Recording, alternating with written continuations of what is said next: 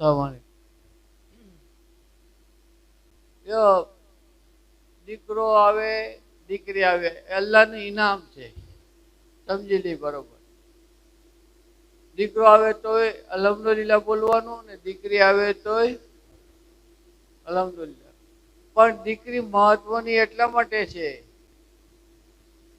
કે આજનું કલ્ચર છે ને એમાં જરા દીકરી આવે તો ક્યાંક થોડુંક ભાર હૃદય પર કેટલાકને, બધાને નહીં પણ કેટલાકને થોડો ભાર રહી જાય કે દીકરી આવી.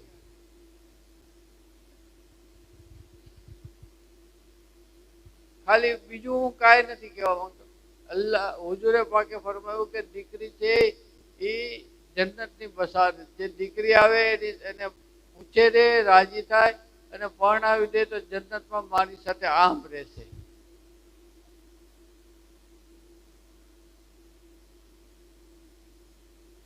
દીકરાનું નથી કીધું. દીકરા તો સારા બને તો મા બાપ માટે ફાયદામંદ થાય, પણ દીકરીનું તો કીધું છે કેમ કે દીકરી ઘરમાં તો રહેવાની નથી, એટલે જવાની છે. તો જતા પહેલા હુજુરે બશારત આપી. અને આનાથી વધુ શું જોઈએ? દીકરીનું મહત્વ આનાથી વધુ શું જોઈએ? કે હુજુરે પાકના પૂરી હાલ છે, આપની પૂરી નસલ છે એ દીકરીથી જ ચાલી.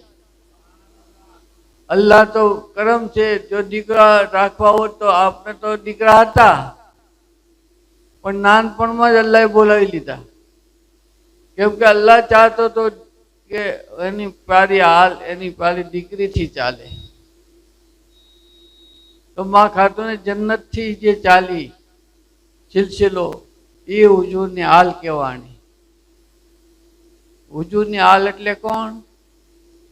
માં ખાતુને જન્નત ઇમામ હસન હુસૈન પાક એ બે અને એમના વંશજ જે થયા એ હુજુરની હાલ છે. તો એનેથી વધુને શું જોઈએ? ખાલી દીકરી આવે ને તો એ આટલું વિચારી લ્યો કે માં ખાતુને જન્નત હુજુરની હાલ એની દીકરીથી જ ચાલી છે. તો આપણે જે ખુશ થશે એના માટે, જો દીકરો કે દીકરી તો આવવાના, એ આપણા હાથની વાત નથી પણ અલ્લાહના ઇનામની વાત છે. તો અલ્લાહના ઇનામથી જે રાજી થાય ને એ જ કામયાબ થશે. તો સૌથી વધુ દીકરી ઉપર જ ખુશી થવી જોઈએ.